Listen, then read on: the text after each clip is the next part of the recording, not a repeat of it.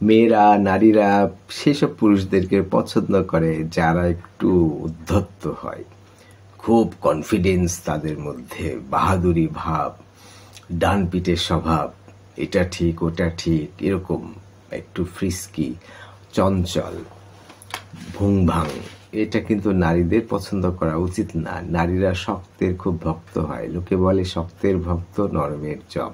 আসলে এটা নারীদের ক্ষেত্রে অনেক বেশি প্রযোজ্য। তারা মনে করে যে এরকম সেরকম অনেক কিছু মনে করে, কিন্তু বাস্তবে সেটা কাজ করে না। তাহলে সেই সব উইমেনদের জন্য, নারীদের জন্য, মেয়েদের জন্য বিপজ্জনক।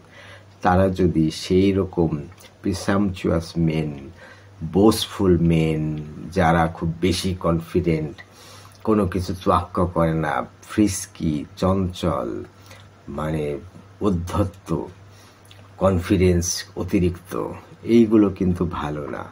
নারীদের শেখা উচিত, বোঝা আরও দরকার। সব নারীর কথা বলছি না, নারীদের আরও সতর্ক করতে হবে পার্টনার চুজ করার জন্য। কারণ নারীদের সব থেকে গুরুত্বপূর্ণ হলো তার জীবনসঙ্গী বাছাই করা।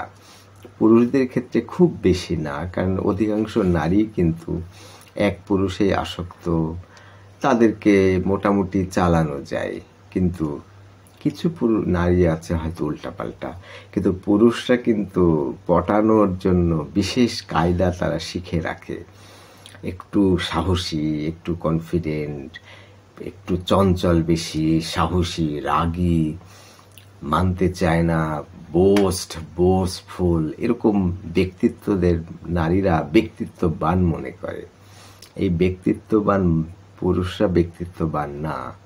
আপনার গলা টিপে ধরবে, আপনাকে মারবে, আপনাকে যখন কাছে পাবে বিয়ে করে ফেলবে, বা আপনাকে প্রেমের সময়ে বিছানায় নিয়ে যাবে, তারপরে তাদের আচরণ চেঞ্জ হয়ে যাবে।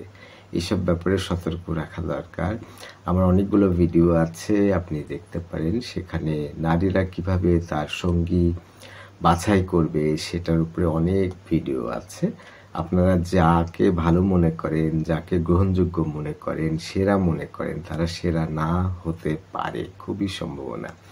সক্রেটিস পৃথিবীর অন্যতম সেরা ব্যক্তি, রাসূলুল্লাহ সাল্লাল্লাহু আলাইহি ওয়াসাল্লামের কথা বললাম না, ধর্মীয় ব্যাপার। এমনি যদি বাইরের কথা বলেন তাহলে সক্রেটিসের মতো মহামানব পাওয়া যায় না। সে তার জীবনটা উৎসর্গ করেছে তার স্ত্রীর জন্য, 3টা সন্তানের জন্য, মানুষের জন্য, কিন্তু কেউ তাকে বিশ্বাস করেনি। আর স্ত্রী তাকে বাজারে পর্যন্ত মেরেছে, তাকে বোকা মনে করে, গর্দভ মনে করে, তার নিজের 3 সন্তানকে মিশতে দেয়নি, সর্বনাশ করেছে। পৃথিবীতে সেই নারী সব থেকে ঘৃণিত হয়ে গেছে। সক্রেটিসের মতো মহামানব, ভালো মানুষের ব্যক্তিত্বকে তারা বুঝতে পারেনি, সাধারণ মানুষরা তো বুঝতে পারেনি। ধন্যবাদ।